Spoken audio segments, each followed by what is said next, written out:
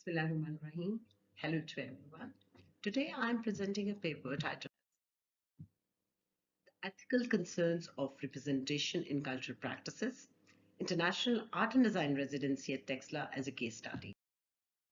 This paper delves deep into an immensely problematic issue of representation versus representation of the subaltern, both as an author, artist, educationist, researcher, and the Gandhara art craftsman community residing in Texla, Pakistan.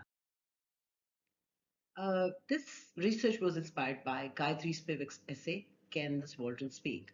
It helped me in raising questions about my own contested subject position as a subaltern artist, educationist, researcher, inculcated in Western discourse, who is endeavoring to research Gandhara art and culture. I proposed a research-based international Gandhara artist and designer residency program to Gandhara Resource Center at Wakefield's Garden, Texla, Pakistan. 4 artist educationists, including me, pursued the residency. The main aim of proposing and pursuing a residency was to ask new questions and to bring new perspectives and approaches to explore Gandhara art and culture in order to enhance our own learning as Walton educationist, researcher, and art practitioners. And last but not the least, to breathe life into what we have always seen as something frozen in time. Um, the overarching question that was developed for the research was, can this Walton artist, educationist, researcher see? For Raymond Williams, a renowned cultural theorist, culture is a particular way of life and it expresses certain meanings and values. And the work of cultural analysis should be the clarification of the meanings and values implied, implicit, and explicit in a particular way of life, a particular culture. However, from the post-colonial writer's perspective, this raises serious questions about the subject-power relations between the intellectual as subject with capital S, representing or constructing the subject experience as lowercase s.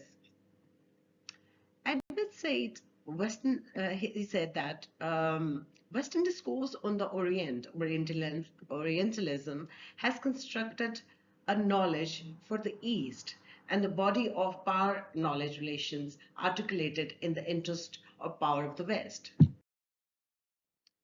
Um, According to Spivak, some of the most radical criticisms coming out of the West today is the result of an interested desire to conserve the subject of the West or the West as subject. The theory of pluralized subject effects give an illusion of undermining subjective sovereignty while often providing a cover for the subject of knowledge, although the history of Europe as subject is narrativized by law, political economy, and ideology of the West.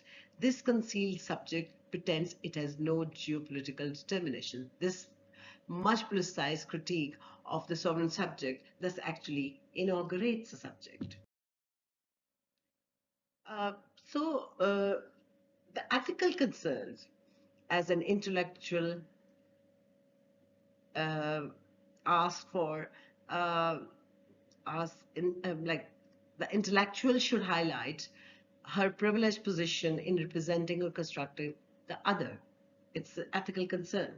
I'm highlighting my privileged position and status as a woman artist and intellectual, mainly educated and trained in Western discourse, and my ideology in dealing with the issue of the construction and representation of Gandhara craftsmen and other.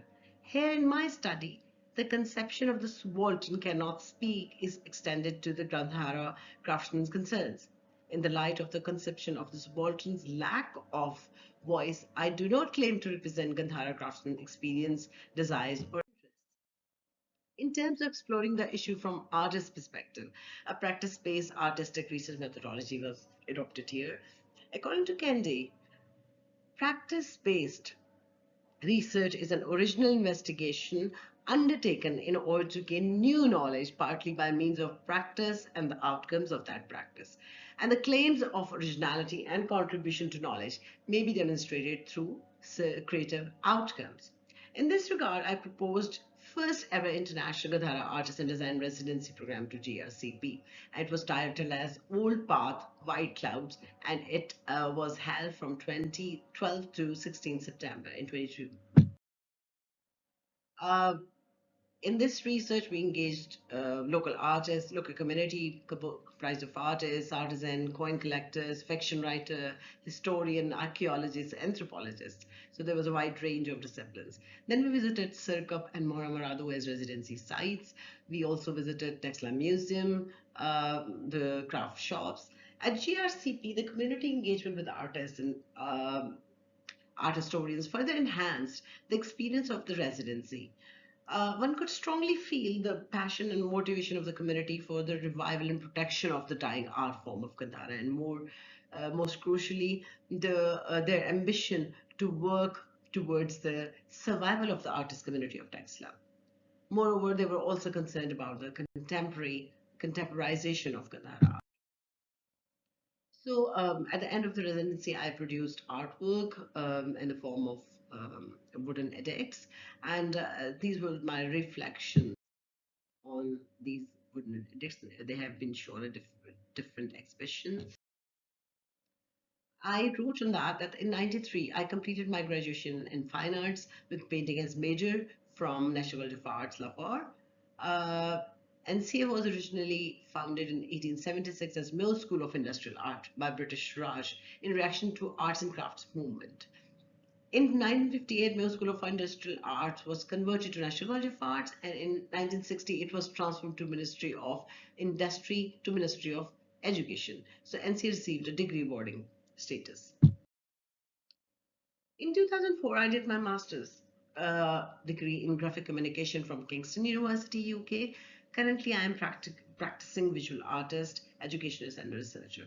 So, meeting up with the craftsmen in Texla and listening to their concerns raised some ethical and critical questions in my mind, which are: as an author, will I be defining what craftsmen want or need for the survival of their dying art practice? Is there really a community of craftsmen who is struggling on ground, and how to represent craftsmen struggle on ground? And how to address the othering as a process of gaining power over the other, which is internalized through being trained in Western discourse, in education, research, and in art practice. So, and how to make my privileged and position unbiased, transparent? What kind of ethical considerations are involved in representing the craftsman as other, and what are the limitations?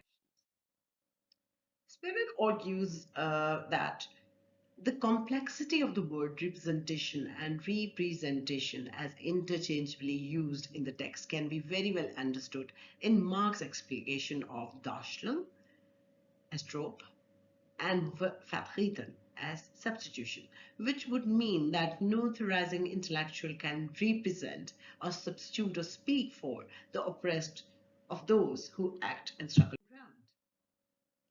She argues there is no such thing as class instinct, as familial instinct is influenced by and displaced by economic conditions, which leads to the formation of artificial classes, and the economic agency or interest is impersonal because it is systematic and heterogeneous. In Spivak's view, Marx's argument, insofar as millions of families live under economic conditions of existence that separate their mode of life, they form a class. Insofar, the identity of their interest fails to produce a feeling of community, they do not form a class.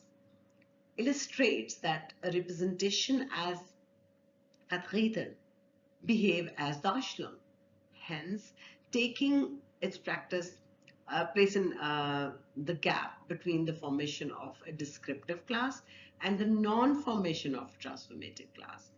Hence, in the light of Spivak's argument, it is significant to ask whether there is a community of a craftsmen that exists on ground with their collective interest, which can be represented, and how to avoid this descriptive approach and how to adopt transformative approach.